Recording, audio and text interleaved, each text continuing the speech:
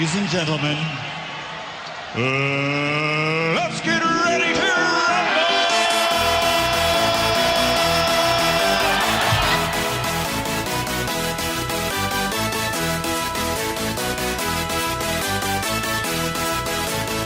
Y'all ready for this?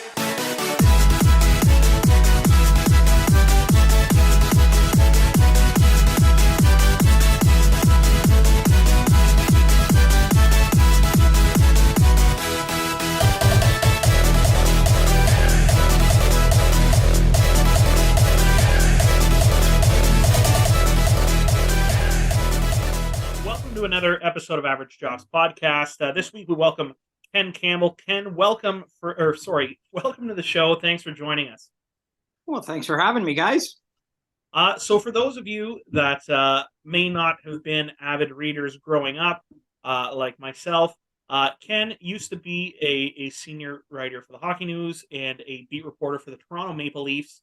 Ken, do you want to kind of give maybe a brief history and where you are now for our watchers or viewers? Yeah, sure. Yeah, I've been. I guess I'm old. If you guys read me when you were young, so I get that a lot now. I'm still young though. Unfortunately, I get that a lot. I read you when I was young, but yeah, that's the way it goes. Yeah, no, I've been doing this for quite a while. I started in the 80s, actually, at the Hockey News in the late 80s as a copy editor, and then did that for about 10 years and wrote there, and then went to the Toronto Star for another 8 or 9 years to cover the Maple Leafs for the Toronto Star, and that was great. That was fantastic. And then I ended up going back to the Hockey News in 2007 or 2008, something like that. And was the senior writer there for until the June of 2021, and now I still freelance for the Hockey News, so my work is still in the Hockey News pretty regularly, and I also have my own platform which is called Hockey Unfiltered, which is on Substack at ken.campbell.substack.com. I think that's what it is. I can put the link up in our description. Yeah. I know I was on your site earlier. Okay, and it's got, I usually post a couple of things a week on there, and I do a podcast once a week, and so I'm still involved, not quite as heavily as I have been in the past, but still, blessed and lucky to be able to cover this game. Well, I know I always loved your columns, and I always, as a kid, was like, man, that's such a cool job. Like, just write, talk about hockey. You're getting paid to talk about hockey. People always say, do you get into the games for free? And you say, no, actually, I get paid to go to the games. Yeah, that's even better. That's even better. Yeah, no, that's awesome. Yeah, we pay to go to the games and still pay $12 a beer to go. It's crazy. Yeah, well, see, there's the downside for me. I can't drink while I'm at the game. Okay, well, even though some people might accuse me of drinking while I'm writing, that I haven't done that. But yeah, no, it's been, it's a blessing, and I've been really, really lucky to be able to do this for a long time and be able to make a living from it. That's I think that's the great part about it, is you can do what you love doing and make a decent living at it. So no complaints for me. Well, I know I'm still a fan and a subscriber, so I always look forward to your pieces. Thank you. So we'll go into our first topic, and I know I actually, as I was creeping your website earlier today, you guys actually did a mid-season trophy winners. Right. So I guess this will kind of be a rehash for you, but new for us. Okay. So we'll go over the mid-season winners in our books. Yeah. I'll just go around and share who everybody has. We'll have Adam kind of read off for those who aren't necessarily familiar with all the trophies, kind of obviously their name and what they're given out for, and then we'll kind of go around and we'll make our way through the big ones. We won't worry about Well, the playoffs haven't happened yet, Yeah, so we that's can't true. do those Yeah, ones there's- yet. Can't do the Conn Smythe. Yeah. Can't do the Conn Smythe. But Yeah. we can have fun. We can have fun. We can have fun. We can do it. we I can don't mind guess. doing Yeah, that. we can guess. I Yeah, didn't know you yeah. were leaving out the Yeah, playoff I ones. mean, so- at this Okay, well, point, let's go with but if we're not going to do Lady Bing because that's not like really one of the big ones, but I mean, you got to give it to Cole Caulfield right now, right? Well, hey, yes, I Twenty- was worried yeah, of course. whenever you said you were, you were a beat writer for the Leafs for almost a decade. Yeah. I'm like, I don't know. I felt like if we brought up Lady Bing, my pick was Cole Caulfield. Yeah. But, Oh yeah, 26 goals, no penalty minutes. yeah. Like, Get serious. Yeah. Yeah, no, he's got it. He's got it in the bag, I think. yeah. Well, hopefully, I mean, there's still Unless he half a goes off season and left, does but something, you know, I he- mean, even last year, he only had 10 penalty minutes in 67 games. yeah, and it's not like it's not like he's not involved. I mean, he gets in there, he gets into the dirty areas, he has to fight for pucks and and that kind of thing, and he's doing a pretty good job of it without taking any penalties. So yeah, I would be on the Cole Caulfield bandwagon there for sure. Well, you know what? That wraps up the Lady Bing pretty That's quickly. Perfect. Yeah. Yeah, it brings it back to the days in Saku Koivu when the Lady Bing. But hey, I wasn't a fan. Yeah. I know, but the Habs got to be happy about something this year. It's not going to be a winning season, so That's fair. Yeah, but you know what, guys? It wasn't supposed to be a winning season, and That's very true. yeah, and like I just did a piece that's coming out in the Hockey News in a little while on their 4 rookie defensemen, and I mean, I'm assuming Caden Gooley's going to play 40 games this year. He's hurt and will be out and probably till about late April, early March. Yeah. But if they do that, if he plays 40 games, that means the Canadians will be the 3rd team in NHL history to have 4 rookie defensemen play 40 games or more. Mhm. The first team to do it was the 67-68 Los Angeles Kings, who were an expansion team, and they had Bill White and Dale Rolfe on their blue line as they were considered rookies, and Bill White was like 28 and Dale Rolfe was like 27, and they both played like 7 years in the minors. And then the Bruins in 84-85 had 4 rookie guys play 40 games on the blue line. So you know what? And they're all like, I mean, yeah, they get caved in once in a while, right? I mean, that's going to happen. I mean, Caden Gooley, the minutes that he's playing and the assignments that he's getting, he's going to get caved in once in a while, right? But I mean, Kovacevic's like underlying numbers are actually pretty good. Yeah, he's been a surprise. Yeah. Like, That was like a great waiver pickup in my opinion. almost And, Byron-esque. yeah. You pick him up. Yeah, and I mean Arbor Jacki, I mean the guy's leading all rookies and rookie defensemen in goals. He's leading everybody in penalty minutes. The whole You league. You would think Bergevin got him at Costco for what a deal he got. Yeah, exactly. Yeah, exactly. And then Gooley. I mean, Gooley's going to be a stud, right? So, and then you got Jordan Harrison there, who's a really nice, smart player who just makes plays and does it without a whole lot of fanfare. So, you can combine that with the fact that you've got a Suzuki and you've got a Caulfield, and it looks like they've unlocked something in Kirby Dach here that I didn't think was unlockable. So I mean, I think you got to be pretty happy if you're a Habs fan with the way this season is going. I'm pleasantly surprised. Oh, for sure. I think it's just the fact that I guess you're always hard on your own team when you're watching them. But I think our future is bright. I think so, anyway. But I also feel like our team has never, like, whatever GM we've had has never committed to saying this is a rebuild or this is how we're going. And I feel like bringing in Jeff Gordon right before he left the Rangers, they put out that letter being super transparent. He did that in New York. He's been through that already. So I think they got a lot of runway too, right? Like they got a lot of runway. I mean, they're going to be able to be lousy for a couple of years, and people are going to be okay with that. I mean, you look for incremental improvements, and there has been some incremental improvement this year. You look for a little bit more next year, and then maybe the year after that, you're like, okay, maybe they make the playoffs and win a round, and then you start going, okay, this core is something that's gonna get it done. So yeah. Anyways, we're not talking about work.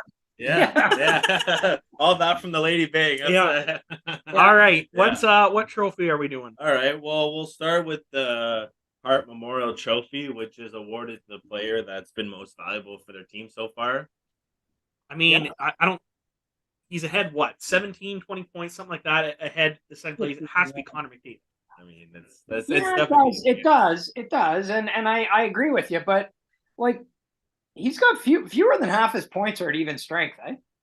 Like he's got 83 points and 40 are at even strength. So I think, I mean it is Connor, but I don't think it's like a slam dunk. Like for me, I gotta think David Pasternak's gotta get some love here, man. Like he's the best player on the best team in the NHL. You know what? He wasn't even my second. My second would have been Jason Robertson. Well, or like he might have been my second, or like for me, it might be Cale Makar. Yeah. I mean, Cale Makar's playing 27 minutes a game, and he's holding together a team that is just like, been devastated by injuries. So I think it's Connor at this point, and I mean, it should probably be Connor at this point, and it likely will be Connor. But I don't think it's like, the biggest slam dunk of all time. Yeah. And you know what? 100% the numbers that Pasternak's putting up, and I forget what it was, but I was looking at his stats today, just his shooting stats. Like I think he has like 211 shots. Like some guys have that total or don't even hit that total throughout an entire year, and he has it at the halfway mark. Yeah, he's and he scores a lot of big goals. Like he scores a lot of first goals. He scores a lot of like goals that get them back into games. I mean, they don't really have to get back into too many games this year because they usually win. So but I mean, he scores big points, and you know what? Like, I mean, you look at it and you go, okay, well, they took him off the line, right? Like they took him off the big line, and now, like for a while, his line mates were Krejci and Hall, and now they're Krejci and Zaka, and like he hasn't slowed down a bit. Well, no, and I think Krejci had 3 or 4 assists today. I think he did. I think you're right about that. Yeah. The whole team right is about that that. whole team is so good. Yeah. Yeah, no, they're ridiculous. Yeah, but yeah, no, Pasternak, Robertson, McDavid all have merit in like you said, Makar. Yeah. I think though. Yeah. So all unanimous, Connor right now, if it ends today. Yeah, I'm there. If it ends today, well, just pretty hard to go against that one. Yeah. Yeah. All right, what do we have next, Adam? All right, well, let's go with another obvious one. Not obvious one, but the Vezina Trophy, which is awarded to the league's best performing goalie. Connor Hellebuyck. That's I mean I'm not against that. It's a great pick. You're on that one, yeah. Yeah. Like, I mean, I in my head have Linus Ullmark. Yeah. Linus Ullmark. I think UC Saros is going to make a real charge here too. UC Saros, Sorokin's numbers are ridiculous. Yeah, Sorokin's on a bad team. Yeah. And it's not going to be the guy who won it last year at this point. No. And it's not going to be a bunch of guys that were really good last year. Yeah. Because and I think we're going to talk about this a little later. It just seems to me like everybody's guessing with goalies now.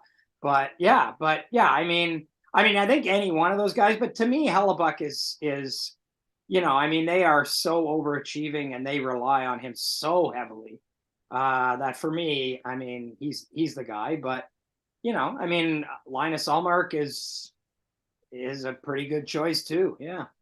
You know what though, in to back up what you guys are saying about Hellebuyck, he has to be one of the only goalies left. Like if you think back, maybe 8 to 10 years. And you had so many goalies in the league that were playing, 60, 65, 70 games a season. Yeah. He's probably the only guy left that's doing that. Like everybody else is kind of back to a tandem 1A, 1B. Yeah. Or their starters playing 50, 55 games now, and they got a better backup.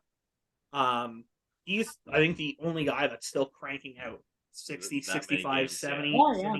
You're right. Yeah, you're right. And like, who is the backup goalie for Winnipeg? David Riddick. Yeah, that's it. David Riddick. Yeah. And last year was Buffalo. I was thinking, no, it's not Laurent Brossoit. It's not Laurent Brossoit. It's not Comrie. Was it last year? Eric Comrie. Last year, he's now the third goalie in Buffalo. Yeah. Yeah, David Riddick is back up. Yeah, I mean, so to me, Like I was thinking about this the other day while I was out walking, and I was thinking like Glenn Hall's record, like there's some records that are never going to get even close to approached. Mhm. And his record of 503 games in a row, like you can't, like a goalie now can't even play 5 in a row. You know what I mean? Like it's like if a goalie plays 5 in a row, you're like beating him like a rented mule, and you got to put the other guy in there for a game or two, right? So just amazing. Yeah. Yeah, and that's the thing too, right? So those games, those backup goalies need to be ready to go, but some teams don't have that goalie to be able to jump in to Hellebuyck skates to take over for a Mhm. game. So that's Yeah, why I yeah, feel yeah. like Winnipeg is like, well, we're just gonna keep playing, we're gonna keep riding you until the wheels fall off. Unfortunately, Yeah, Yeah, yeah. and I feel like that's one of the only teams that I would say don't necessarily have confidence in a backup goaltender. yeah, I think But again, like you said, our talking points for a little later on about all the goaltending struggles in the yeah, league. yeah. Yeah, yeah. What's the next trophy you got All for us? right, so well, another one we can go with is the Art Ross. I mean, it is for whoever leads the league at the end of the year with points. But I guess we can just pick the player who we think is gonna finish top of the league. Well, it's Connor. I mean, Yeah, it's either gonna be him or unless Draisaitl goes on a crazy spurt. But well, yeah, but even if Draisaitl goes on a crazy spurt, probably a lot of those points are going to be on the power play, and yeah, Connor's going to get points on those. I think the only way yeah, Connor loses this if he gets hurt, yeah, and then it becomes yeah. maybe a 3-pony race between Robertson, Pasternak, Draisaitl. Yeah, yeah. But Connor would need to be yeah, hurt for a significant Yeah. amount of time because Yeah. right now, with all these guys playing, he's 20 points ahead. which is So even if crazy. he's 15, 15 ahead. Right. for a I think month- he's 15 ahead of Draisaitl right now. Yeah. And but even like if it was ahead of if it somebody, was 15 ahead of if it was 15 ahead of a guy on another team, you'd say okay maybe, but he's 15 ahead of his own teammate with whom he plays on the power play. Yeah. And so if you think even if Draisaitl goes bonkers in the last 35 games here or whatever they have left, like more than half of those, or at least half of those points are going to be on the power play. And Yeah. McDavid's going to be getting points off of those points too. So they're all going to cancel out. what do you think a realistic number for Connor to finish with? Like obviously he's what? He's at 80 something right now. Yeah.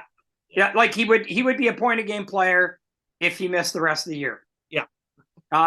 So he's scary. He's a freak. He's a so freak. crazy. Yeah. That's I mean 150 is probably quite achievable for him. Yeah.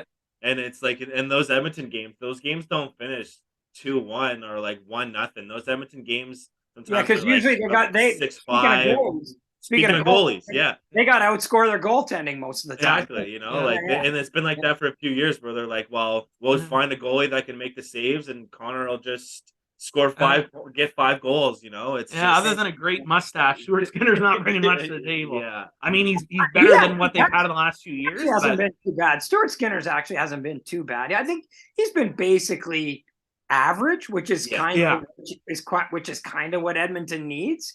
There are some teams where the guy doesn't have to win the games; he just can't lose them.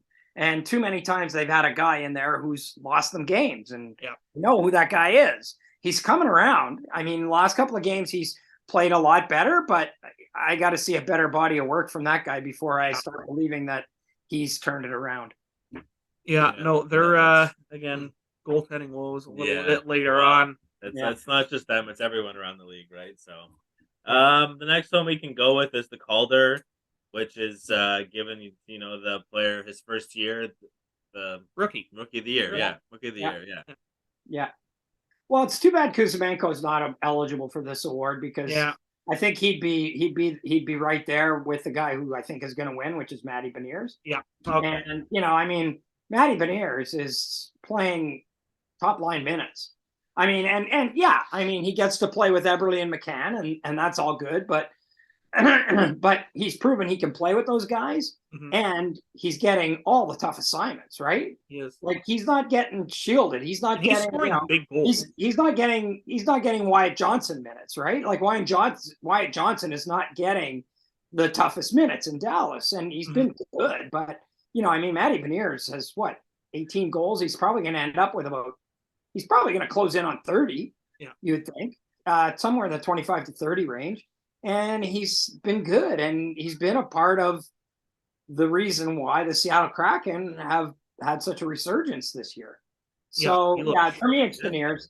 And it's, I mean, for a while there at the beginning of the year, I was thinking maybe Logan Thompson, but he's kind of tailed off quite a bit. And that he was, I think, whenever Justin and I first started doing predictions at the beginning of the year, Logan Thompson was a name that circled around, but he has dropped off quite a bit. But Matty Beniers, I think, is a lock at this point. And again, Kuzmenko would have been right there if he was eligible. Unfortunately, unlike Bunting last year, he doesn't fit that age bracket. Yep, just a bit too old. Yep.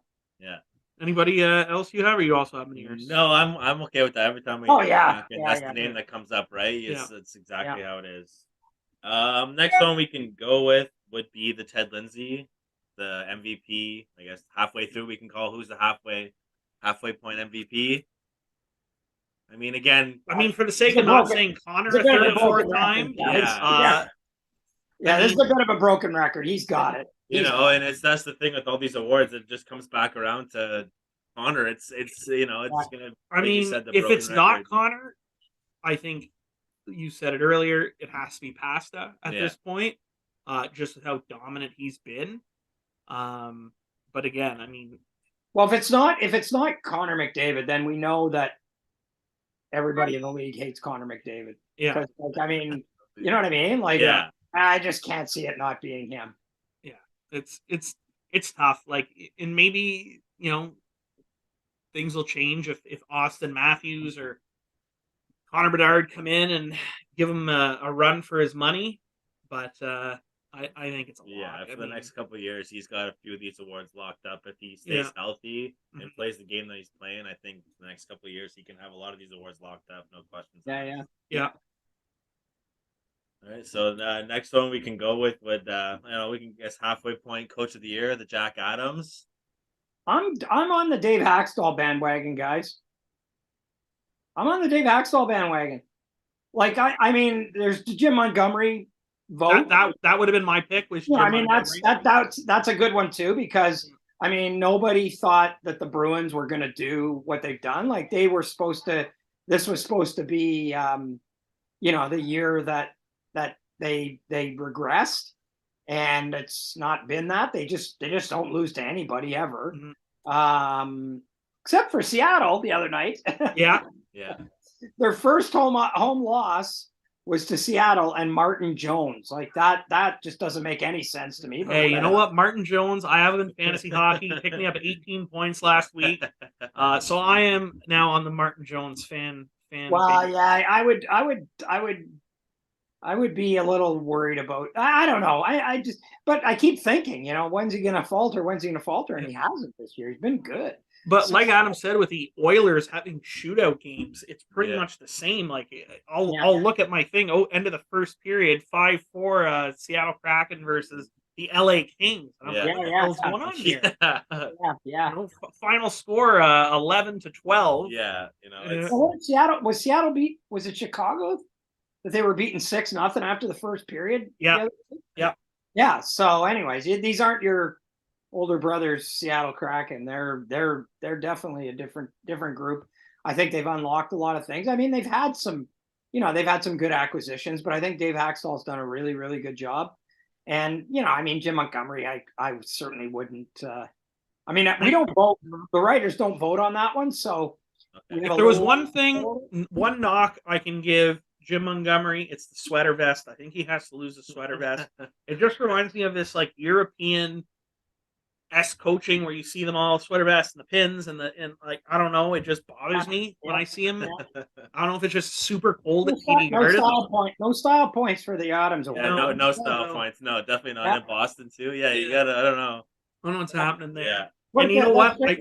Don Cherry won an Adams Award, and look at the way he dresses. So that's fair. That's fair. I feel like I can't say Dave Haxtell just because I ragged on him so much in the first 2 months of the season with how I felt they handled the Shane Wright situation. So I feel like if I went back and said Dave Haxtell should win the Jack Adams, I'd sound like a hypocrite. But I think that that's part of the reason why he should win. I think they handled the Shane Wright situation very, very well.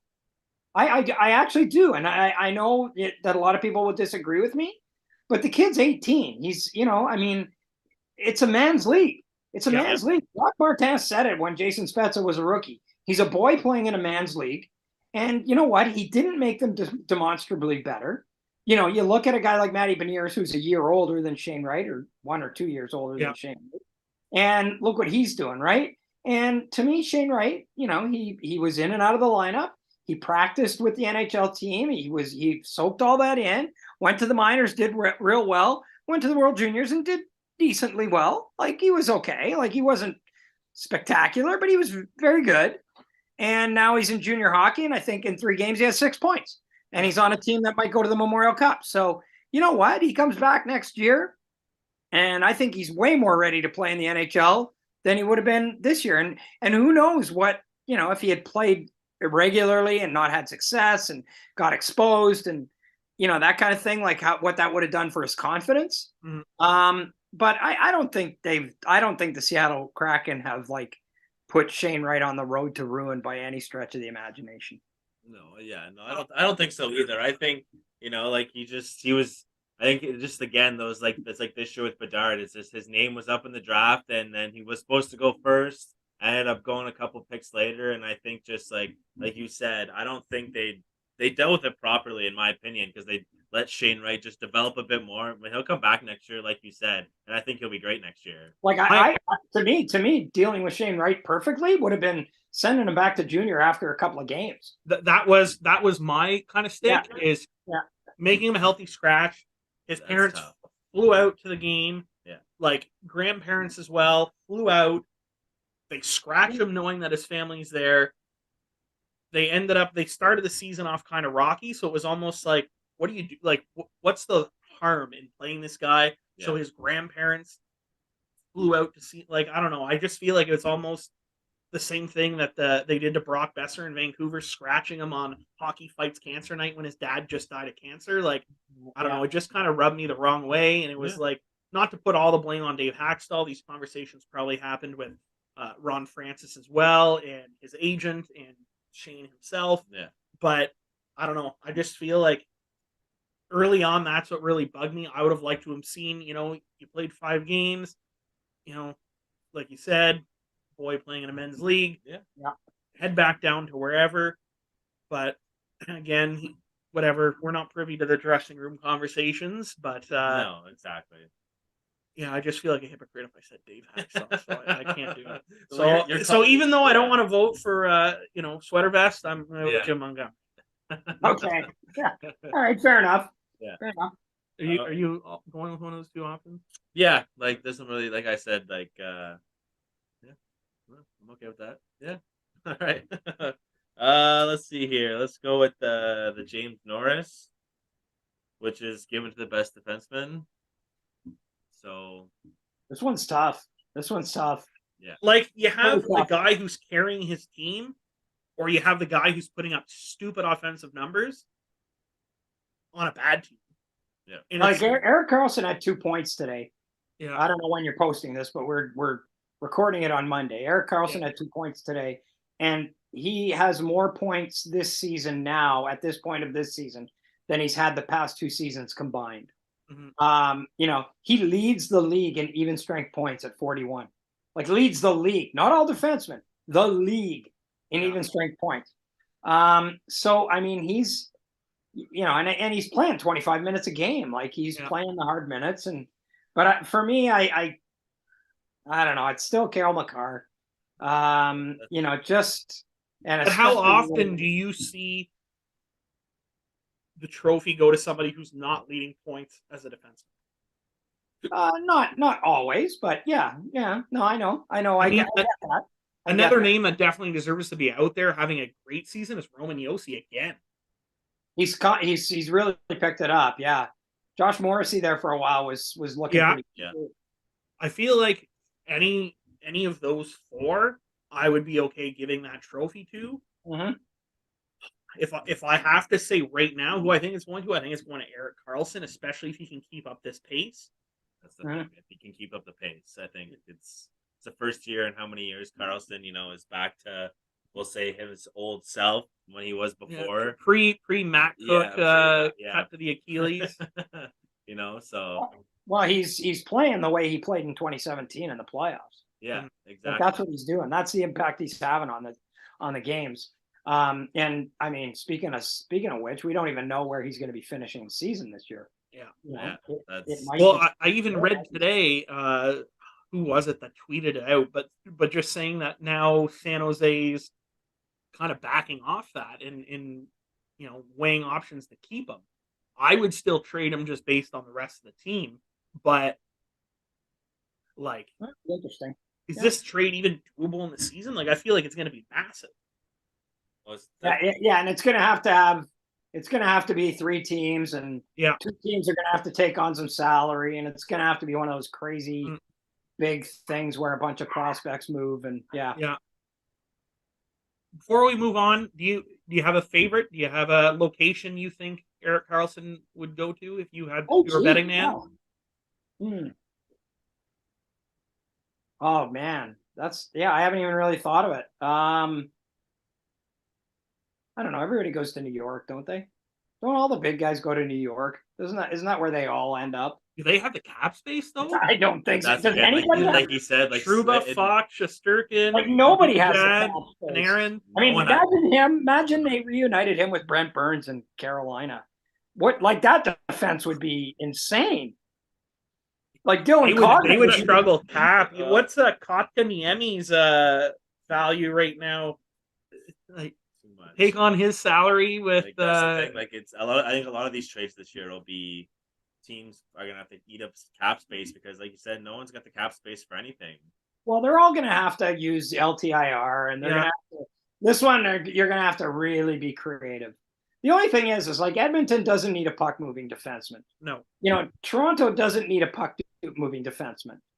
So like, I mean, it'd be good, and he'd be great anywhere.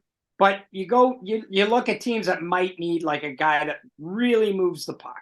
What about back to his former Ottawa Senators? I wouldn't mind seeing him back in the nation's capital. Well, yeah, but then he's not like going as a guy that's gonna be a difference maker on a playoff team for a while. Because we were wrong. We were all wrong about the Ottawa Senators, guys. Every one of us. Everybody who talked about the hot summer of Pierre and how his team was good. We blew it. Yeah, yeah. So, I was part of the you blew it team for sure. I was all about it. Yeah. Okay, let's move on. Yeah, where are we? I mean, I don't know. Gone through most of them. We've got the Frank Selke that we can choose. It's award to the forward that excels on the defensive aspect of the game. I mean, they're gonna rename this the Patrice Bergeron Trophy. Does he win one more? I don't know. Austin Matthews, I feel, has played a strong defensive game as a forward this year. Nick Suzuki. Yeah, I think Phil Deneau. Has really been good this year. And he's got the numbers now. He's put up some serious points. Yeah, I think you kind of have to put up. Like, for me, you can't just be a defensive guy. No. Even though that's the strict definition of the award, to me, it's always like the best two-way guy. Mm-hmm. And I think you have to be at least putting up decent numbers to win this award, in my opinion. So, yeah. No, that's a good pick. I feel like I always forget kind of the West Coast teams. Yeah, I guess so, yeah. Yeah. I mean, Eastern bias. Very true. Yeah, it's real. It exists. It is. It very much is. Yeah. We've pretty much gone through the main ones. So yeah, I think we've gone through most of the best ones. Yeah. Do we want to get bold though and do playoffs? We can if we want to pick one. Go. Yeah. All right. Who do you have in the Stanley Cup final? If it ended today. Oh wow. The Boston Bruins. Yeah.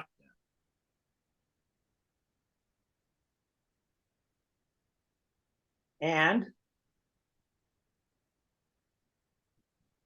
the Dallas Stars. Okay. That could happen. I mean, it can.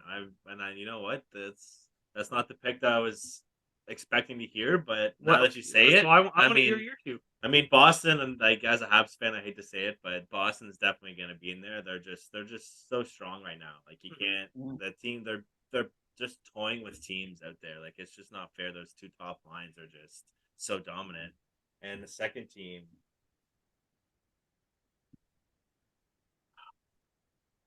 I don't know. I really don't know. You can help me out on this one.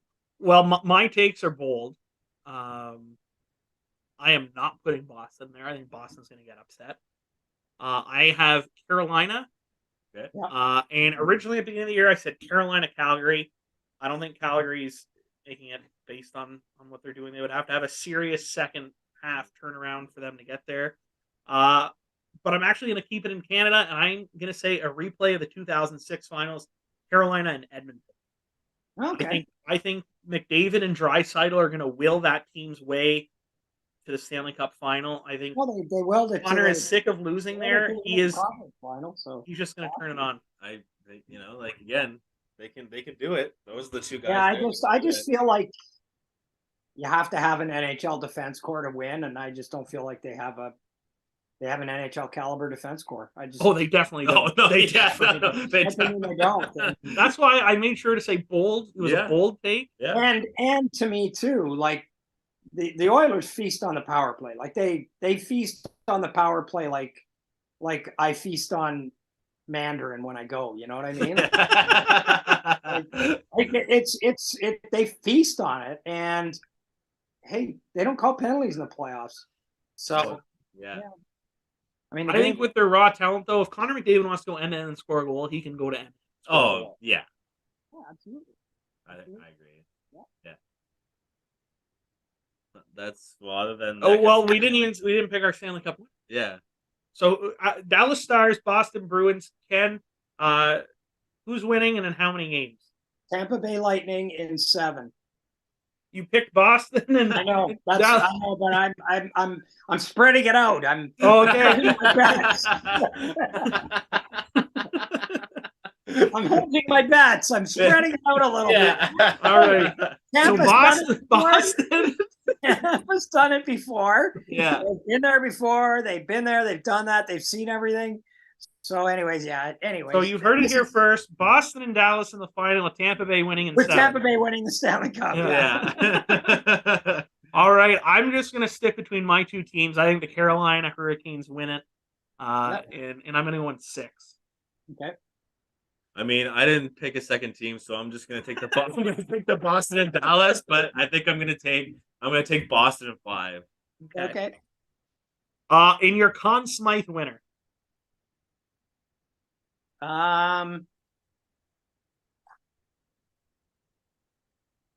Let's see. Conn Smythe winner. Linus Ullmark. That's nice. Yeah. From the losing team. I mean, you want me to go? All right. Yeah. I think if I'm going to go with mine, I think it's going to be, I'm going to do a dark horse, and it's going to be from Boston. It's going to be Taylor Hall. Interesting. Okay.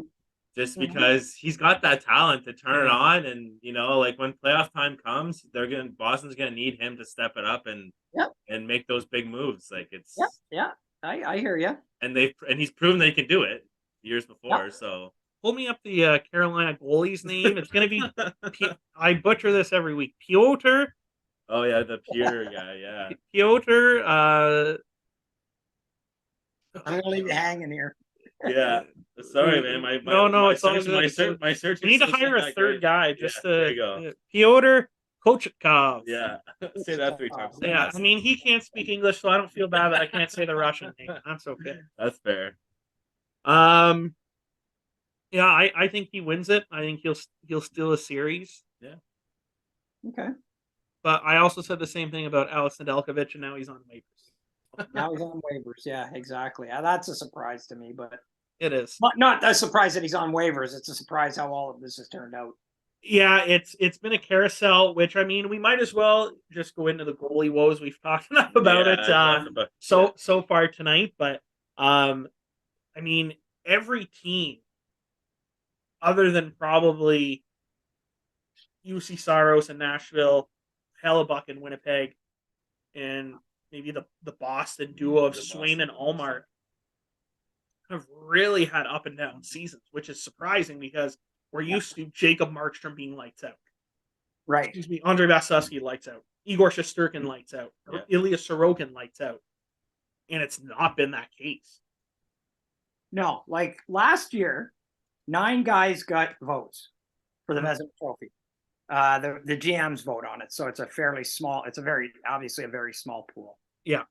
So 9 guys got votes last year: Igor Shesterkin, Jacob Markstrom, UC Saros, Frederick Anderson, Andrei Vasilevsky, Ilya Sorokin, Thatcher Demko, Ville Husso, Tristan Jarry. So to me, the only guys out of that list that would get votes this year would be Saros, Sorokin, and maybe Vasilevsky, but even he hasn't been that great. Yeah. So it's scary because a lot of those goaltenders on those lists are guys that are locks to be good every year.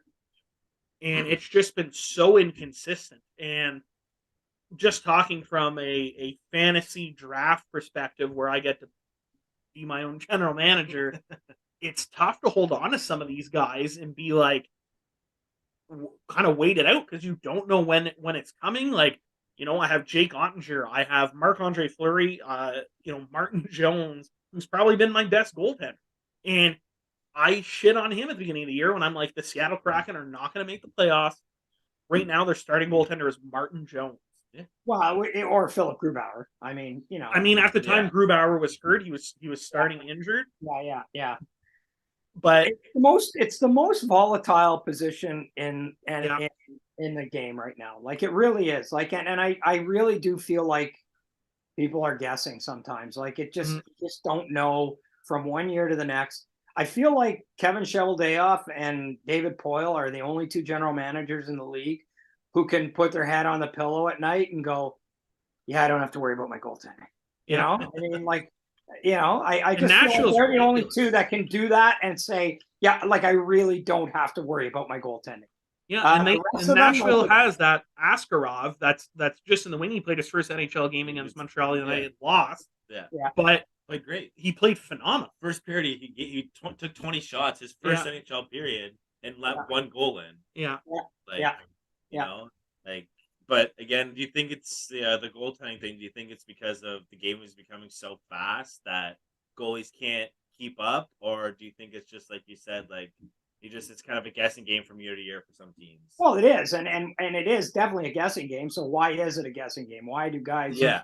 Like I don't know why guys put up like years like Shesterkin did last year and then come back and play the way they are this year. Although he's starting to bring it around too. I guess, like there's 9 guys on pace for 50 goals this year. Mm-hmm. Like that's the most since the 80s, right? Yeah. So it's definitely a faster, more offensive game. It's more difficult. And I think it's way more side to side. Like now, almost all the goals you're seeing are like side to side. Like there's never, you get them off the rush and there's that, but like they're moving it around the offensive zone so quick, and you have to be so good at tracking pucks as a goalie now that if you're not, you're gonna get exposed big time. Yeah, and I mean, I think it's the first time since 2007 that there's not, like you said, there's multiple guys going to 50. Peter, Kovalchuk, and Alexander Ovechkin. Yeah, but I also think that goaltending is the most taxing position. And they always talk about mental strength in hockey and staying focused in that. The goalie is the only player that's on the ice for 60 minutes. Yep. Yeah. More. Yeah, he is. He's the only guy that's on the ice for 60 minutes. But I think a lot of teams overwork their goalies, not in games, but in practices. Yep. Like the goalie goes out there and he faces like 200 shots before the practice even starts. Yep. I'm not sure you need to work your goalie as hard as you do in practice. And you get these guys, like I keep hearing about these guys, they can't stand getting scored on even in practice. And they're jumping all over the place and trying to make every save in practice and that. And if I were that guy's coach, I'd be like, I don't care. Like you can let a couple of crappy ones in practice. Like don't go diving all over your net and trying to stop every guy because you're this proud guy that has to one up everybody all the time. You know what I mean? Like it's just like, you know what, dude, it's a practice. You were talking about practice. Yeah. Hey, there it is. Yeah. Yeah, Love it. so- Or you can just do what Chicago did and bring in Peter Cech to play goalie. Peter Cech, a university yeah. goaltender, The David soccer Ayers. guy. Yeah. Yeah, the soccer guy. Yeah. I mean, there's more. Like, there's so many goalies. Like, I feel like we can just pretty much pick any team, like you said, that isn't Nashville or Winnipeg, and kind of talk about sketchy goaltending this season. Hopefully, that's not a trend because, I mean, a lot of team that's their bread and butter. Yeah. I mean, Yeah. but I mean, hopefully, the likes of Thatcher Demko, Jacob Markstrom, Vasilevsky, Shesterkin. Hopefully, that's finally a turnaround. I mean, Minnesota, Marc-Andre Fleury's 37 or 38. I mean, at some point he's going to regress, but Well, he's regressed already. Let's face it. He's regressed. He has regressed. He's an average to below average goalie, I think now. Like, you look at his save percentage. I mean, Philip Gustafsson is like, they keep putting Fleury out there, but Gustafsson has way better numbers. And he's played better. So, yeah. Do you think that was a mistake then, that 2-year deal, getting rid of Cam Talbot? Well, at the time I did, because Cam Talbot was really good.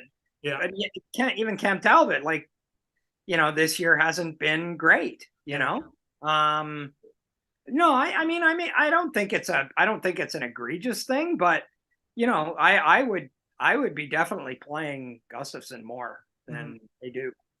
And I just think that they keep deferring to the guy who's going to be in the Hall of Fame. And it's like, you know what, dude, like, we're going to spell you off a few times.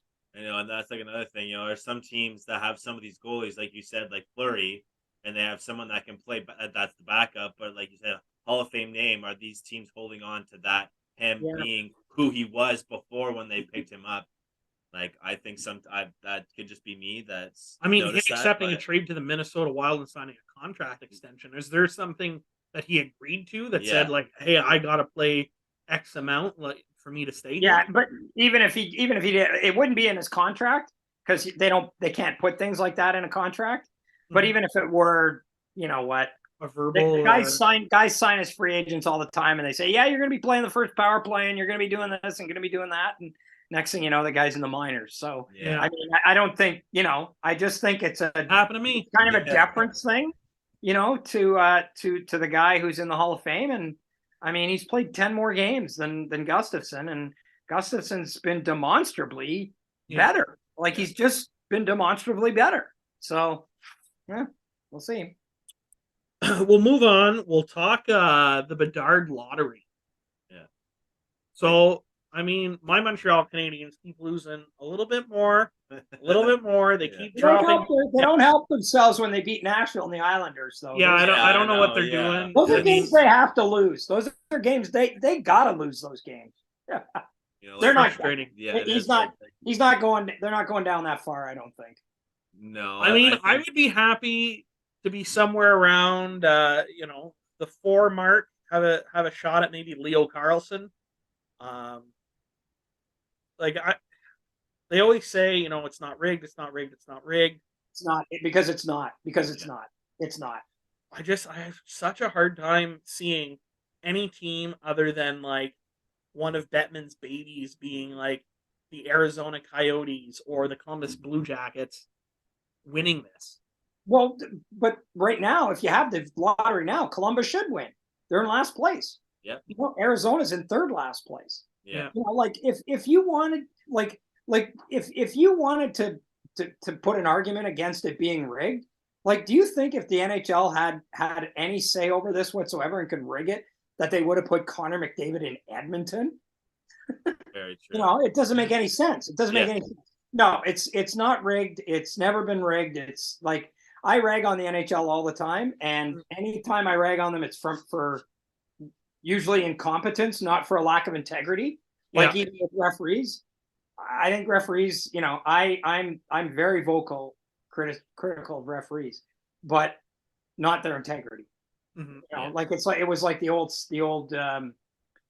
like, I can't remember who was it, Sparky Anderson or whoever said, yeah, I've questioned a lot of umpires' integrity. I've never questioned an umpire's integrity, but his eyesight, yeah. You know what I mean? And so that's how I feel. And it's not rigged in any way, shape, or form. So to me, if Columbus gets them, Columbus deserves them. And you know what? I don't have a dog in this race at all. Yeah. But I'm kind of cheering for either Columbus or Anaheim because they're not tanking. Like they just suck. Yeah. Like they're just bad. Yeah. Like they're just bad. Like Anaheim went out and got John Klingberg this summer. Columbus went out and got Johnny Gaudreau. They were not trying to be bad. The Arizona Coyotes are trying to be bad, and they're being very good at it lately. They've lost 9 in a row. The Chicago Blackhawks were trying to be bad, and they're really bad. Actually, yeah, are they in last place overall? Columbus, I think, won against Detroit and moved them ahead of Chicago, but they're neck and neck. Yeah. Well, if you want to, some ammo for it being rigged, then he goes to Chicago because that's the market that could use a guy like that. A big market where hockey's really relevant and stuff. Not Columbus. If he goes to Columbus or Arizona, it's not rigged. You know what I mean? Yeah. But to me, like those are the two, like Columbus and Anaheim, like they're not trying to finish last. They're just bad. Yeah. They're just really, really, really bad. And they're playing hard and they want to win and they're frustrated that they're not winning and they just suck. So those are the teams that need those guys, that need a Connor Bedard, right? If you're Connor Bedard, is there a team that you don't want to go to? I doubt it. I know the kid a little bit. I know him a little bit, and I would be very surprised if he were, turning his nose up at going somewhere. Well, I don't think like Adam just said a Lindros, but I mean, of the teams you named, I mean, if you're not wanting to go to like an original 6 like Chicago, and you're looking Arizona, Columbus, Anaheim, I'm probably picking SoCal. Like if you had your choice. I don't know. Arizona. Have you ever spent any time in Arizona in the winter? I have not. It's an amazing place. Yeah. It's an amazing place in the winter. It's great. And I mean, I guess if they're playing at the college, he can also get his degree while he's there. Yeah. He could probably live in residence. Yeah, I mean, Hager and get him on a meal plan. Hager in Bedard's room after the game. Yeah, might as well. Yeah, I like that. That's I'm all for it then. Yeah. Go to Arizona. Yeah. You heard it here first. Bedard to Arizona. Yeah. We'll move on to another thing that I feel is controversy. Would be the NHL bringing back the All-Star vote-ins. They took it out after the John Scott fiasco, and then they brought it back. What's your thoughts on them trying this again a few years later? This is going to be a very short conversation. Fair enough. I looked at that when you sent the lineup. Yeah. And the answer to that is, what do I think about it? I don't care. That's what I think about it. I don't care. I'm in the John Tortorella camp.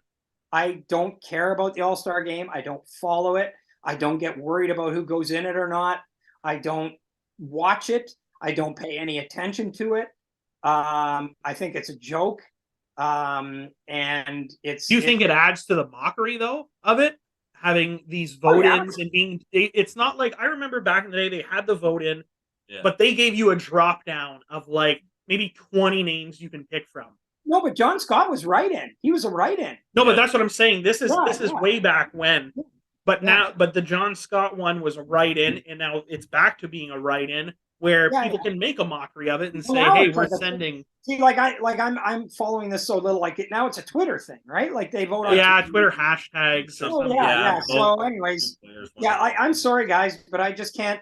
I just cannot get I just can't. I don't have the emotional bandwidth to get even the least bit worked up about this crap. I mean, I have to me it's just like I just don't care. Like, pick a guy from each team. I get it. You got to pick a guy from each team. Okay, so Seth Jones makes the All-Star game and some other guy who's really good doesn't. Like, I just don't care. Nobody tries. Nobody hits. Nobody cares.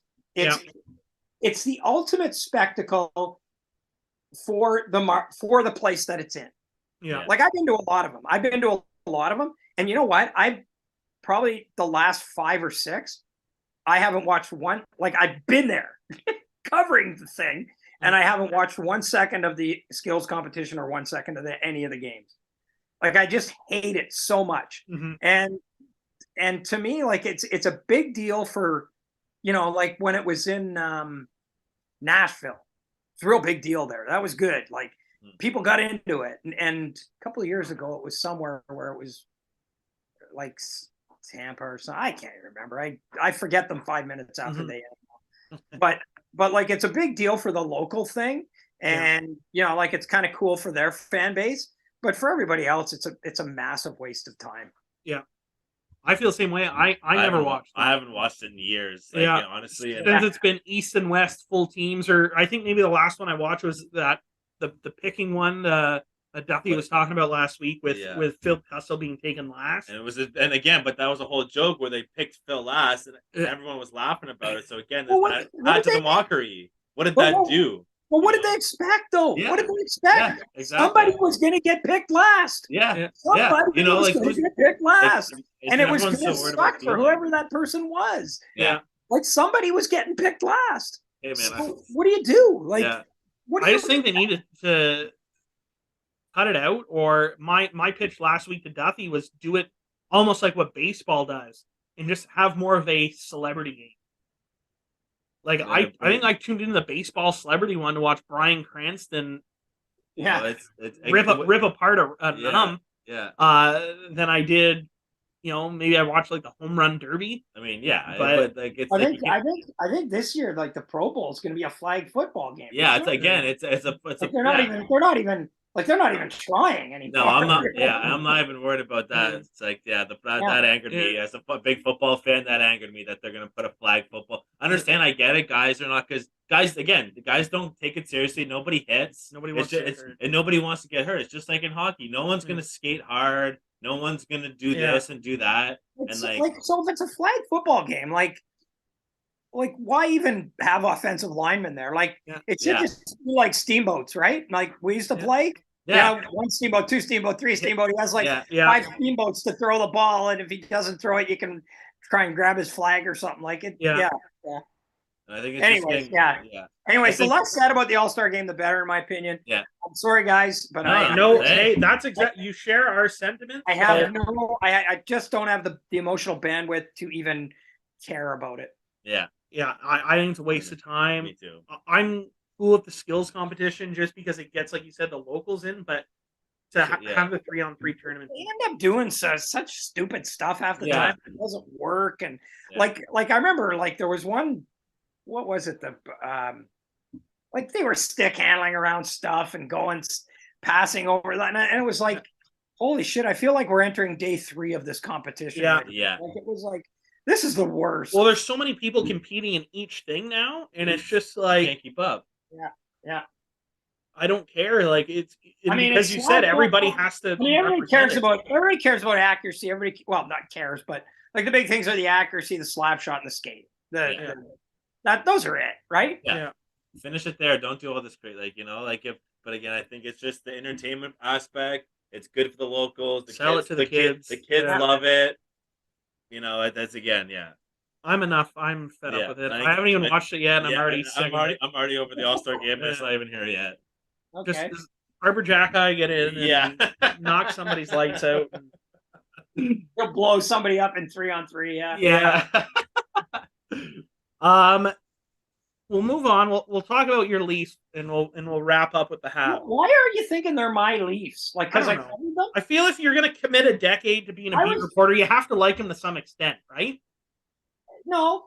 Like I was the biggest Canadians fan in the world growing up. Jesus, love it. It's perfect. Well, I'm okay with. I'm just gonna take this time. I'm gonna do an on-air apology right now to Ken Campbell. He is a Habs fan. No, I'm not. I'm not. What? This guy's killing me. Who are you cheering for, Ken? I was when I was a kid. Okay. And I will be after I retire. But now I don't cheer for anybody. I cheer for the best story. And I never I was as hard on the Leafs when I covered them as anybody. And actually, I covered them. They had some good years when they made the conference final twice. and then I left. I actually left after the 2005-2006 season.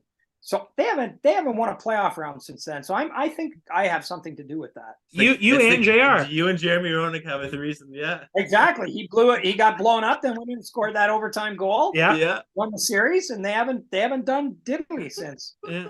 I love it. Yeah. As soon as this airs on Friday, you're gonna be getting a call from Maple Leaf Sports and Entertainment. Kenny, we need you back, brother. That's good. So we'll talk about not Ken Campbell's Maple Leafs. And we're going to talk about Austin Matthews. I just been seeing on Twitter and Instagram and Facebook, whether it's the people that are commenting on Leaf stories or some of my friends just hating on the fact that he's not putting up the points or the goals he was last year. And I think I want to talk about the big picture here.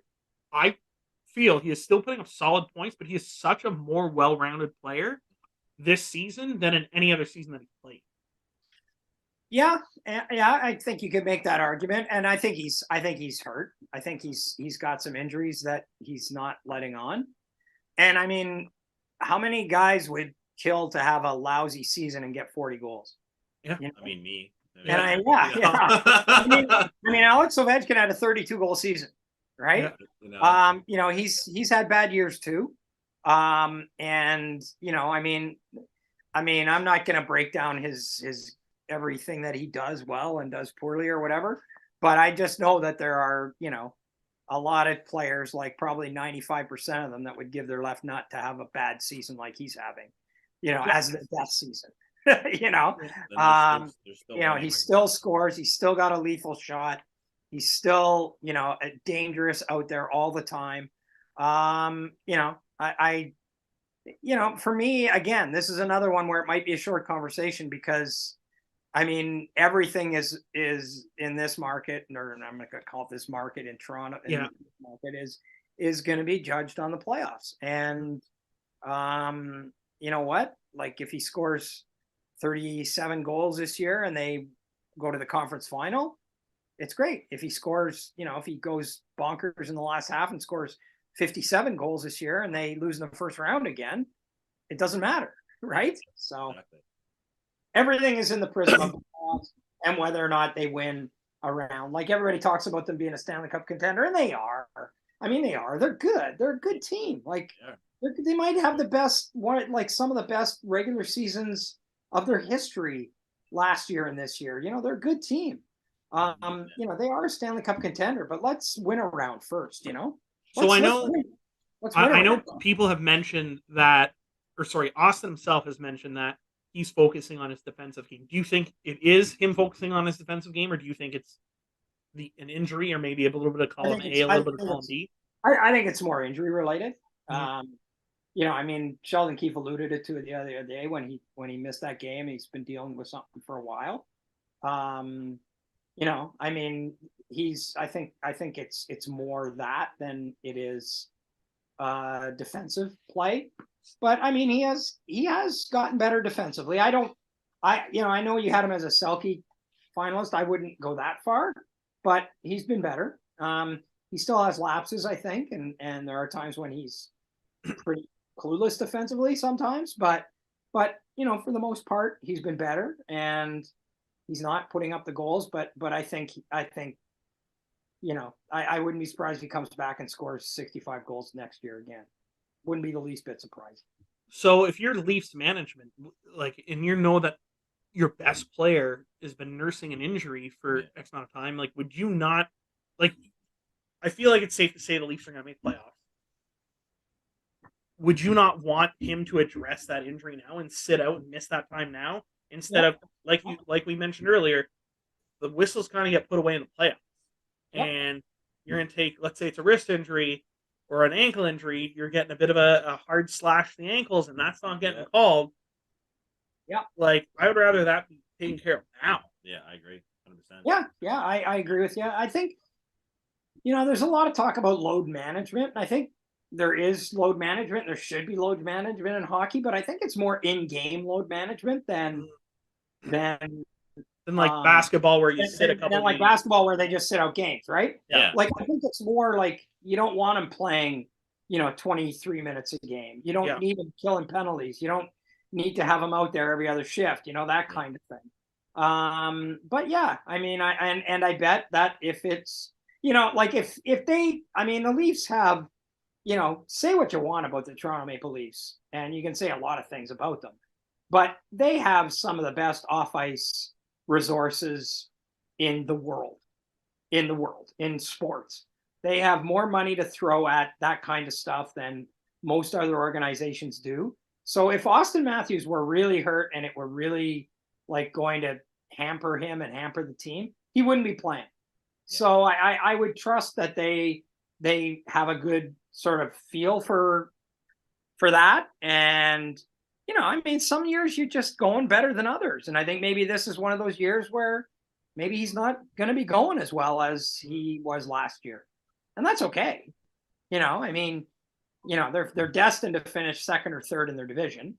And they're going to probably play Tampa in the first round. So here we go again, right? And to me, and Sheldon, the great success that he's had as a coach, like I don't think that, like you said, he would let Matthews play injured just to try and make that push. I think, like Joel said, he'd rather have it. Like me, like I'm from where Sheldon started his coaching career in Pembroke, and like I remember his teams were unbelievable, and even star players, they weren't playing well. They'd be on the ice, but like you said, they wouldn't be killing penalties. They wouldn't be out there. Like, I think it's to me, it's at some point too, it's where like the coaching in Toronto has to stop getting such a bad rap, because, you can't blame Sheldon for everything. He's a good coach. He's a great coach, right? He's a really good coach. And I think like you said, if Matthews can finish the year like as so-called average that he's playing right now and still be one of the top 5 players in the league. Yeah. I think, and too, like, I mean, like I say, their destiny is almost set already, right? Yeah. Like they're probably like, I mean, they could, but I doubt they're going to fall into a wild card spot, and they're not going to win the division. Mm-hmm. So they're going to finish second or third. So you're playing for home ice in the first round, and you almost certainly who you're playing. So so it's not like they have to trot him out there all the time to get points. So and we'll move on to our last piece, and it's probably my favorite defenseman I've gotten to watch play in my young life. PK Subban, retired, doing the Montreal celebration or honoring that they did the other night. Some big reactions from the crowd. Did the low high fives with Barry. Love to see that. What would you say is PK Subban's legacy as an NHL player? That's interesting. Like, I was thinking about it, and I at first I was like, yeah, he was good, but not Hall of Fame. No way. And then I think, well, maybe. Like, it's not outrageous. No. You know what I mean? Like, I think, I think in Montreal, that there's one tier of defensemen that historically, right? Yeah. You got the big three. You got Robinson, Lapointe, and Savard. Yeah. You've got like Doug Harvey. Going way back. You got Sprague Cleghorn. Guys like that. He's not in that group. He's definitely not in that group. But like, was Butch Bouchard any better than him? Was Tom Johnson any better than him? Jacques Laperriere any better than him? Kenny Reardon was probably better than him. But like, you know what? He won a Norris Trophy. Yeah. Finished top 3 voting Norris Trophy 3 times. He was twice a first-time All-Star, once a second-team All-Star. There have been guys who got into the Hall of Fame with way worse credentials than that. And he has a gold medal, even though he didn't play very much. Yeah. Like way worse credentials than PK Subban has. So I don't expect him to get in, but I'm thinking, I mean, maybe he's in the conversation. At first it was like, no, not a chance. And then, you think about it and you go, well, He won a Norris Trophy. That's got to be worth something. He was the best defenseman in the league. He was a top 3 defenseman in the league 3 times. That's pretty good. And so I think he's in the second tier. He's not in the Harvey, Serge Savard, Larry Robinson, Chris Chelios. He's not in that group with the Montreal Canadiens. He's not. So who do you have in that second group? Are we talking like Andrei Markov? Yeah. I'm having so their Hall of Famers are Larry Robinson, Guy Lapointe, Serge Savard, Chris Chelios, Sprague Cleghorn, Doug Harvey, Butch Bouchard, Tom Johnson, Jacques Laperriere, Kenny Reardon. Other guys have played defense for them and been in the Hall of Fame, but those are the main guys that played those are their a lot of their careers for Montreal. So, he's not at the top of that group. Is he with Jacques Laperriere? Is he with Tom Johnson? Maybe. Butch Bouchard, probably not. Butch Bouchard, was on a team that won 5 straight Stanley Cups. Yeah. And, was the captain. And the last one, he didn't really contribute much. He actually just went out for a couple of shifts in the last game, and that was it. And then he retired. So, the lack of Stanley Cups, I think, hurts him in terms of his stature. He came close once with Nashville, obviously. Made the Stanley Cup final. Never really came too close before or after that. Yeah. And really wasn't very good in New Jersey in a lot of ways. Yeah. But there are guys who look terrible at the end of their careers who get in the Hall of Fame. I remember Yari Curry. I just couldn't believe how bad he was when he was playing in Colorado at the end of his career in Los Angeles. I just couldn't believe how bad he was. And, no one's going to say he's not a Hall of Famer, right? So I think he's definitely in the second tier of guys, with your Andrei Markovs and your Jacques Laperrieres and your probably had a Roman Hammer. I don't know. What I mean? Yeah. He's in the upper part of this. He's in the upper part of the second tier. Okay. I guess that's where I'd put him. Do you think that his contributions off ice to growing the game for African Americans and his humanitarian stuff, does that come into play to Hall of Fame conversations, or does it strictly have to be on ice? For me, it is on ice, but that doesn't hurt. Certainly PK, was a big presence, right? He was a big presence, and he used that presence in a very, very positive way.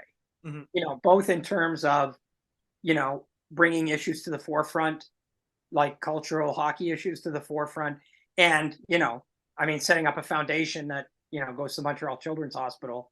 That's been, historic, right? So, absolutely, that is a factor. I think it's more of a kind of, if you're judging between two guys and you can't decide which one, then you go to the off ice stuff a little bit more, I guess. But he was, like I said, he was a huge presence in the game, and he used that presence to do good things. So I think that's great. Yeah. If you were to go back to the day that he got traded for Shea Weber, looking back on how both their careers have gone so far, do you still make that trade? Wow. Yes. I think so. I agree. Yes, because they got the Montreal Canadiens got to the Stanley Cup final in 2020 because of the two guys. Yeah. Carey Price and Shea Weber. Yeah. That's why they got there. Carey Price stopped all the pucks, and Shea Weber killed everyone who went near him. Yeah. And yeah, so yes, I do still make that trade. I think about this trade a lot. I remember exactly where I were when I went down. I remember waking up from a nap and probably having 12 or 13 notifications from people blowing up my phone because they knew how big of a fan I was of PK Subban, and I actually shed a tear. Yeah, well, that is the only time I've ever shed a tear in sports or watching sports. And I just wonder, because of how much he loved that city. He just signed the big deal. Yeah. Arguably one of his best friends in Carey Price is in this city. The money that he just pledged to the city. I wonder, to me, if that happened to me, I would be absolutely fucking devastated as a for sure. human being. And I get the professionals, and I get they have to expect this stuff. But this was his boyhood team. He put his heart and soul into this team. How much of that crushed him? Like, I just wonder if he would have stayed with. Well, if it did, then he's not mentally tough enough to handle that, because like I'll defer to Scott Stevens. Mm-hmm. Scott Stevens, started his career with Washington, signed an offer sheet with St. Louis, played in St. Louis for a couple of years, maybe even only 1 year, and then he was compensation for them signing Brendan Shanahan, and he was crushed. He was crushed. He was. I don't think any guy has not wanted to go to a place more than Scott Stevens didn't want to go to New Jersey in 1991 or 92, whatever year it was. And then look what he ended up doing, right? He had a great career there. He won a couple of Stanley Cups, was, the franchise. I get that it's that way. I just think that, by the time that trade was made, PK was kind of trending downwards anyways. Yeah. And it would have continued no matter where he played. And you know what? You could say that it crushed him, and it probably did for a while, but he had some good times in Nashville. And you know what? What if he had been playing in Montreal the way he was playing in New Jersey, and then people get on him, and then now you're talking about legacy, and people are like, oh well, then he left Montreal on a high, and that's how everybody remembers him there. I think it's way better, and it would have been better for him to be remembered that way than to be remembered, playing and, like if he would have been playing for them last year when they were so terrible, that would have just been a crappy way to go out, right? Yeah, I agree. Yeah, that's fair. Well, we have one more thing we want to discuss, and I don't know what it is. This is okay. I don't either. Yeah, it's something that Adam and I were just kind of shooting the shit about, and we'll see if it works. Yeah. If not, we'll cut it out. But it's called Yay or Nay, and Adam has picked three things, and again, I don't know what they are, so I'll be hearing it for the first time as well, Ken. And we just got to say whether we give a thumbs up or thumbs down to this, whatever they are. So I'm looking forward to see what you put together.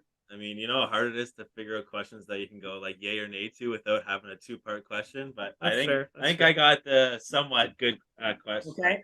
I guess so. Is the coach's challenge ruining the flow of the game? Yay. Like, as in, even when they go upstairs, they call it no goal, and then the coaches challenge the no goal call is kind of like what I'm trying to. So you're saying yay as in it is ruining the flow of the game? It is. I agree with that. Yeah. It is.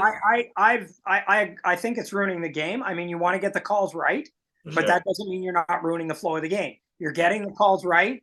You're overturning mistakes. You're righting wrongs, but it still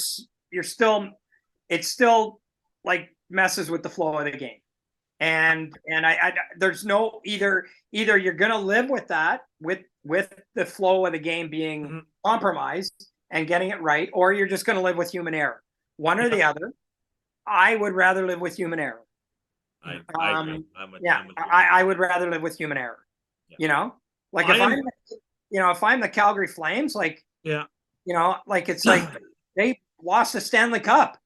They lost the Stanley Cup because of an error. Yeah. If there would have been, they would have won. They would have won. And so, you know what? If they can do it, and the sun came up the next day, and we all lived through it, then I think you can live through a lot of the stuff that's being called back now.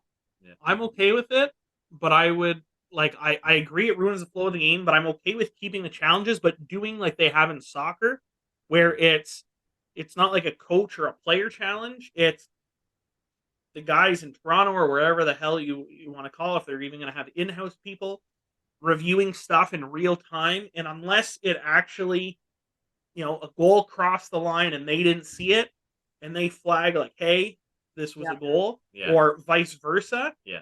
That I would be okay with, but the coaches, whatever, yeah, we're challenging, and it's, sometimes it's not even, they don't even win the challenge, and then they get a penalty. yeah, like I don't know, like to me that part of it sucks. Like at least No, that part of it's great. I like that. I think that's what takes away the frivolous challenges.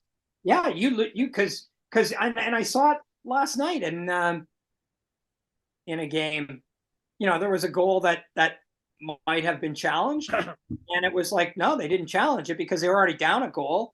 And if they had lost the challenge, they would have had to be killing a penalty with a couple of minutes left in the game. I'm like, I like the fact that you get penalized. Oh, I just meant more. I would prefer just see it be a definite from whoever it is, Toronto or in-house in the arena, and not have it at all, and just have it as, hey, this really matters. Yeah. Because the odd offside when they challenge or whatever, like I could do without them. Like I could live with human error on that part, but when it comes down to it matter, like making a difference in the score of a game or an outcome of a game, I feel like it should be right or wrong if we have that technology. Yep. Anyways, that was probably longer than what we were supposed to do. So second one, should teams be allowed to wear their third or alternate jerseys whenever they want, according to obviously the other teams, if they're home or away? Nay. Because some of them are so bad that it's that's fair. Like Tampa should take their third, and it's not a jersey. Is that the one with the yellow light jersey? It's a sweater, first of all. But they should take their third uniforms and fire them directly into the sun. Yeah. Like Chicago to Detroit. Like there's some bad ones, right? Yeah. So you can't be going out looking like that. I love the Washington black though. Yeah. The Boston one is incredible. Yeah. And Did you see that yesterday? They played yesterday. Is that the cartoon bear? The cartoon bear, and they got Boston, and they got the laces on it. It is spectacular. It's spectacular. They should wear that home and away 82 games a year all the time. And go back to one jersey. But would you want, like, you guys are Montreal fans? Would you want them wearing that powder puff blue? No, burn that. But I also that's another one that needs to get fired into the sun. It looks awful. Yeah, I know they were trying to like. Teams had the choice, so I don't think that Jeff Molson would want to rock that more than he had to. Yeah, but I feel like Washington, like you said, Boston, like there's a couple ones that look good. Like I love the Pittsburgh back to like almost like the 90s with the diagonal. The Sharks across that's the Sharks is beautiful. Buffalo's black one. But I just think you can't have those ugly ones out too often. And that's fair. It's like the NFL too, right? But like back in the day, they didn't have, like, not every team had a third jersey. Like I'm thinking back even 10, 12 years ago. Yeah. If a team decided to release one on their own, great. But now I feel like it's almost forced. Yeah, it is. It is forced. They all have to have one. Yeah. Like they all did the retro thing this year, right? So which is dumb because you have Seattle and Vegas. Are they, neither of them are old enough to have a retro. Yeah. No, but I think Vegas, like the other night, they did the Vegas the glow in the dark one? The Thunder. Yeah. Like their IHL team, which I thought was pretty cool. Yeah. Yeah. All right, what's your last one? Oh, right. I don't know how to word this one the best way, but do you think Taves and Kane should be rental players for Stanley Cup contender teams? Yay and nay. Yeah, like that. Like as in the fact that yay for Kane, nay for Taves. Yeah, that's what I think. I think that Kane is going to go to a contender team because he's going to New York. He's going to New York probably. He can still provide what teams need, and Taves is still a great hockey player. I love Jonathan Taves, but he's just not that I'm going to go and get you a point or a goal every game guy anymore. Yeah, I don't think Jonathan Taves is. I mean, and for that matter, Patrick Kane is really struggling this year to produce offense. And I see the thing that he could be missing a lengthy amount of time with an injury he just had. Yeah. Oh. Yeah. But I can see why Taves would not want to go. Like, I think he just wants to be the captain and, retire as a captain and move into his front office job or whatever he's going to do after that. Yeah. Whereas Kane might be a commodity that, like, might actually, what you're getting Patrick Kane at the deadline for is you're not going to get him to put up 20 points in the playoffs. You're getting him to get an overtime goal in game 3. That one big goal that you know what I mean? Yeah. exactly. That's what you're getting him for. Yeah. So I think both can be moved. I think so, for sure. Yeah. I could see the Winnipeg Jets bringing home Winnipeg-born Jonathan Toews to add some Stanley Cup pedigree to that locker room. That'd be a good idea. Yeah. There would obviously need to probably be a third team involved to eat some of that salary. But Winnipeg, almost like Toronto, but not as talked as much about only making it so far in the playoffs. Yeah. Like they've had some great teams, and not been able to get over that hump. Yeah. Right. And I think this guy's won 3 Stanley Cups. He's from the area. Yeah, why not? Bring him home. Bring him home. Bring him home. The fans will love it. Okay, And if he's worried about being captain, they have a vacancy. He can work towards it. Yeah. I can but 100%, I agree. I think if it's not New York, maybe New Jersey for Patrick Kane. But I think it'll be in that area somewhere. I don't think he's going home to Buffalo. I don't think he's going to Buffalo. Well, New York State is close to New Jersey, and the Rangers. I mean, it's closer than Illinois. But I think he ends up somewhere East Coast. Anything's possible. Anything's possible. Yeah. And that's another episode of Average Jocks. Yeah. Well, Ken, thank you for coming on and putting up with us for the last almost hour and a half. We greatly appreciate it. Absolute beauty. Thanks for coming on. No problem, guys. Thanks for having me. It was fun. It was fun. I enjoyed it. Well, good. I'm glad, and we hope to have you on again in the future. So, if you have anything to plug, if anybody wants to go read anything of your stuff, go right ahead. Yeah, have at her. Yeah, just kencampbell.substack.com. That's my new platform. It's a platform called Hockey Unfiltered. I post a couple of times a week, and have a podcast, Hockey Unfiltered podcast. You can find that there. You can find all my work at that particular venue, and try a free subscription trial, and then get off your wallet and pay for it. And we will put that link in the description for the episode, so you guys can check them out there. Absolute pleasure, like I said. Hope to have you on again in the future, and I'll be reading. Yeah. Thanks, guys. All right, take care, Kenny. Take care. Both guys, 5 minutes each for fighting! Well, there's one guy I want to know more about, and it's just because he scared the shit out of me as a kid. Paddlard, was he nice? Is he nicer than what he appeared? Because he always looked like he was ready to just pound somebody's skull in. And I remember as a kid, you'd stand at the bottom, you guys coming out of the dressing room, everybody fist pumping, and his was always a little harder. And I'm like, oh, this like,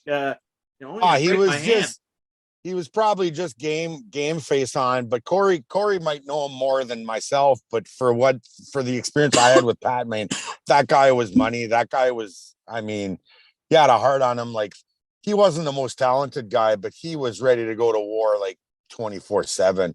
Pat would go with anybody, and Pat would not hesitate. And Pat was a great teammate. He wouldn't expect ice time. He was just there. He knew what he was there for, and he was going to make sure he was there every single game. He was honestly great teammate. Pat, I haven't talked to that guy in years, but honestly, great person, great human being for sure. Yeah. I can't say anything more than that. Pat, I know him maybe a little bit more.